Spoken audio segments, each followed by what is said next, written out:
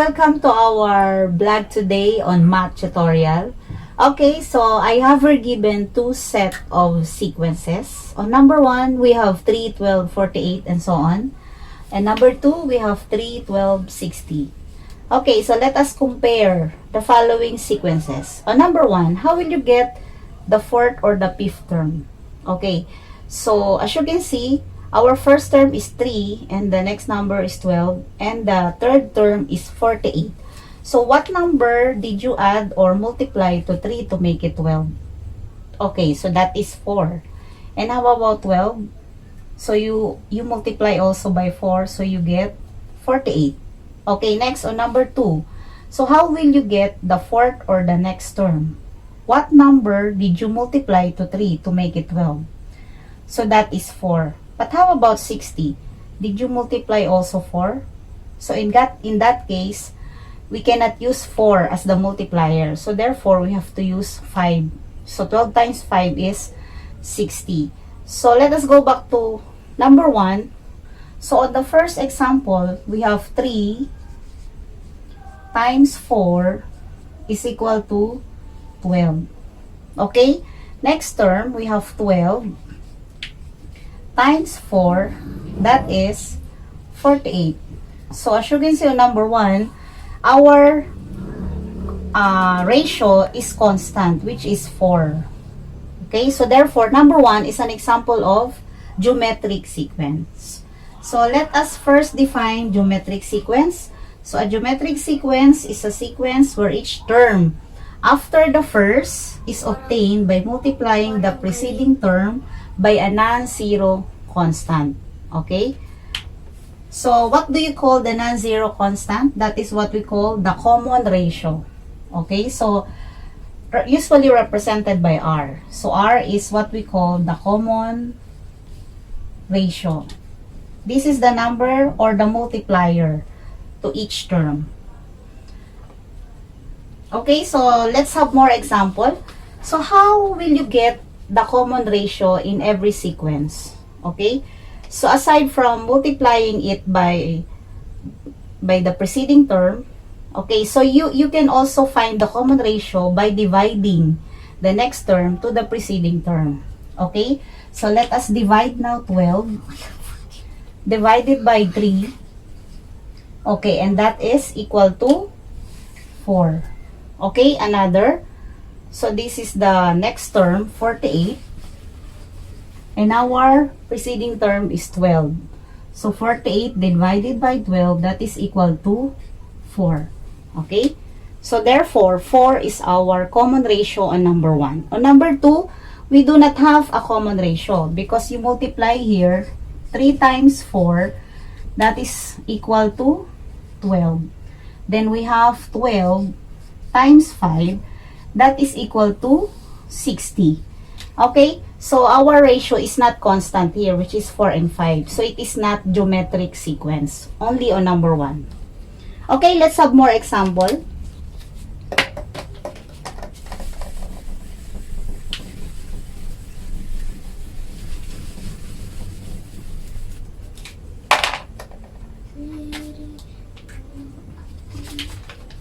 Okay, so let us find the common ratio .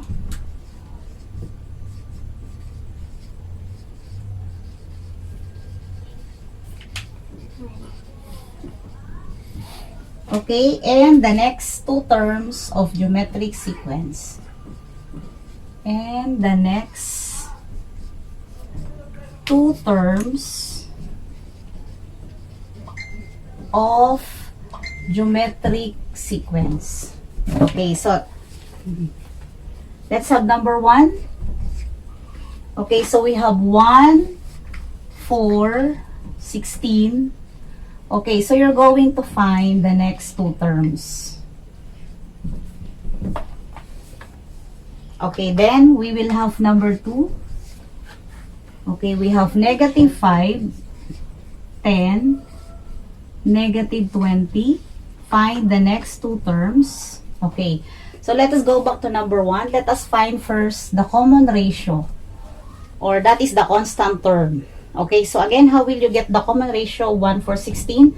So you divide the next term to the preceding term. So we have 4 divided by 1. So that is equal to 4. Okay, next, 16 divided by 4, that is equal to 4 also. So therefore, the common ratio R is positive 4. Okay? Since we have the multiplier 4, you can now multiply 16 to 4. So 16 times 4, that is 64. And then 64 times 4 is 256. So the next two terms of the geometric sequence are 64 and 256. Okay, next, let's have number 2. We have negative 5, 10, negative 20. So write the next two terms. So again, let us get the ratio. So let us divide again the next term to the preceding term. So that is 10 divided by negative 5. Since you are dividing unlike signs, one is positive while the other is negative, therefore your answer is negative. So 10 divided by negative 5 is negative 2. Okay, let us try the next. We have negative 20 divided by 10. Okay, so that is negative 2. So you are dividing again unlike signs. Therefore, the common ratio is negative 2. Okay, now since you know already the multiplier, you can now multiply negative 20 to negative 2. And that is positive 40. Next, 40 times negative 2. Again, you are multiplying different sign. So therefore, your answer is negative 80.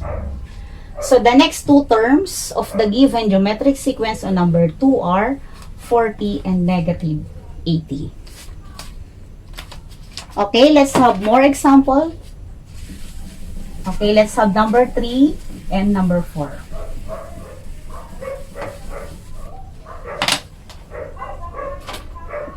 Okay, so on number 3 we have, okay, we have 3, 1, 1/3. So let us get the next two terms. Okay, next, number 4, we have 32, 16, 8. Okay, let's have number 3 first. So let us get the ratio. So again, you divide the preceding term, the next term to the preceding term. So that is 1 divided by 3. So therefore, that is 1/3. Okay? Another, so 1/3 divided by 1 is still 1/3. So therefore, the common ratio is 1/3. Okay? So that's the time you multiply 1/3 to the preceding term, which is 1/3. So 1/3 times 1/3, how do you multiply fractions? So you multiply numerator by numerator, denominator by denominator. So 1 times 1 is 1. Then 3 times 3 is 9. So therefore, 1/9. Next, 1/9 times 1/3. So again, you multiply 1 times 1, that is 1, the numerator. Then 9 times 3, that is 27. Therefore, the next two terms of the geometric sequence on number 3 are 1/9 and 1/27. Okay, let's have number 4 example. We have 32, 16, 8. So we're going to find again the next two terms. Again, let us get the ratio. So let us divide 16 to 32. 16 divided by 32. Okay? So what number can be divided to both 16 and 32? So that is 16. So therefore, that is 1/2 or 1/2. Okay, another, we have 8 divided by 16. So the simplest form is also 1/2. So therefore, the ratio is 1/2. Okay? So let us now get the next two terms. So you can now multiply 1/2 to 8. So what is 1/2 of 8? That is 4. Okay? Then what is 1/2 of 4? That is 2. Okay? Or you can also, or we can also show it. So 8 times 1/2. Okay? So 8 times 1, that is 8. Yes, 8 over 2. So what is 8 over 2? That is 4. Okay, then the next one, which is 2 times 1/2. So therefore, you multiply. So 2 times 1 is 2 over 2. So of course, if you're going to look for the other term, we can have 1 as the last term in our given geometric sequence. Okay? Okay, last one, number 5.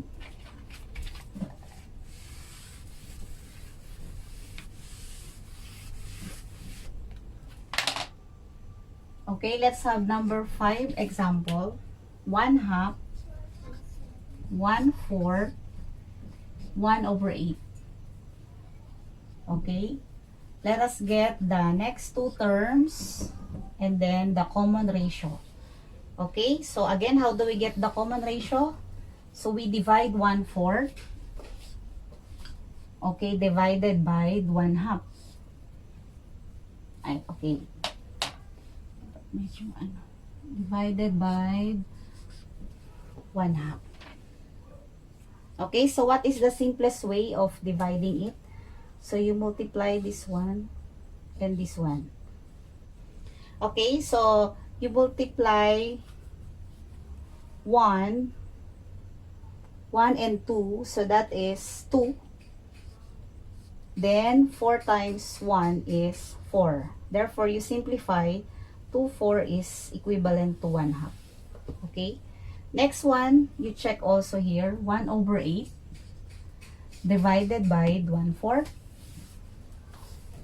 Okay? So, what will you multiply? So, you multiply the two numbers, 1 here and 4. So, we have 4 over 8 times 1. That is 8. So, therefore, the simplest form or the lowest term is 1/2. Okay? So, the common ratio is 1/2. Okay? So, let us now multiply 1/2 to 1 over 8. So, that is 1 over 8 times 2 is 16. Okay? The next, 1 over 16 times 1/2. So, 1 times 1 is 1. 16 times 2 is 32. So, the next two terms are 1 over 16 and 1 over 32.